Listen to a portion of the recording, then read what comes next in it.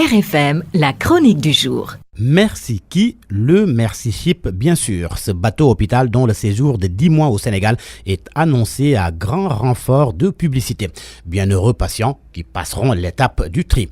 Mais faire en 10 mois ce que nos hôpitaux ne peuvent toujours pas faire en 60 ans d'indépendance pose quand même question. N'est-ce pas, Abdoulaye Cissé? Bien sûr que les patients qui réussiront à se faire enrôler pour se faire soigner et éventuellement guérir de leur pathologie ne remercieront jamais assez le Merci Ships, ce navire hôpital encore si bien appelé bateau de l'espoir. Car il y en a qui fondent beaucoup d'espoir en l'arrivée de cet hôpital flottant. Les derniers espoirs pour beaucoup.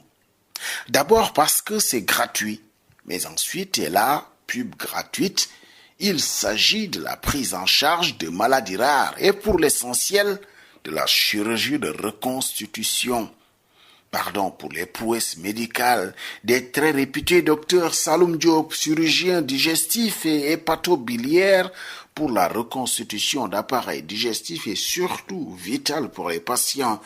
Grand respect au docteur Sili Touré, un de nos meilleurs, sinon le meilleur en chirurgie maxillofaciale et stomatologue ou encore le docteur Raymond Diouf pour tous les patients à qui cet otorhinolaryngologiste a pu redonner le souffle. Ils ont pu faire des coups dont l'histoire médicale du Sénégal est témoin, mais on ne leur a jamais plus donné de moyens de faire une chirurgie de masse.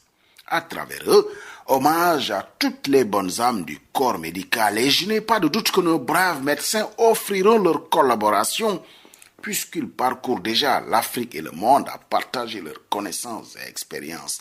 C'est juste que le bateau, le Merci Ships, a déjà tout à son bord en termes de matos, alors que nos hôpitaux n'ont rien, ou plus exactement, n'ont pas grand-chose pour pouvoir exercer cette chirurgie de pointe. Ah si, ils ont quelque chose, nos hôpitaux, de très bons médecins, mais ces derniers sont hélas démunis.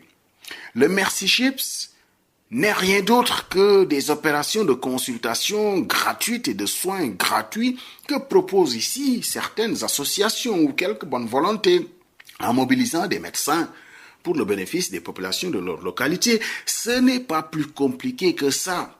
Sauf que le bateau est extrêmement bien équipé en matériel et en ressources humaines jusqu'aux cuisiniers qui régalent le personnel à bord pour les mois d'expédition en mer. Ce n'est que depuis 1978 que cette association fondée par un couple à Lausanne en Suisse met des bateaux hôpitaux en mer. L'association en a 4 aujourd'hui, dont le Africa Mercy, acquis en 2007 et qui est le plus grand navire de la flotte.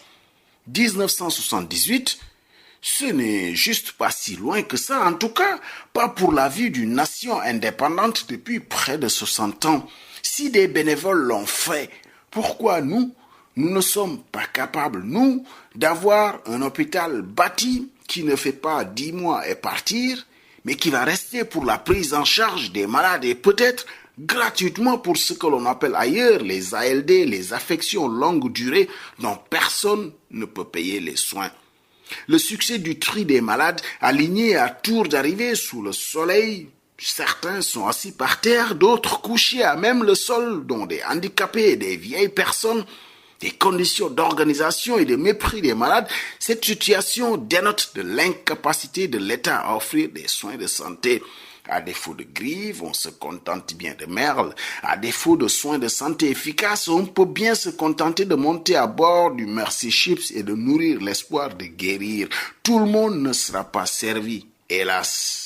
Et pourtant, l'accès aux soins de santé est un droit universel auquel l'État ne peut pas se soustraire de le mettre à disposition de ses populations. On peut toujours rêver, bien sûr. Merci tout de même au Merci Ships. Welcome and have a nice day. RFM. RFM. La radio de toute l'actualité. La radio de toute l'actualité.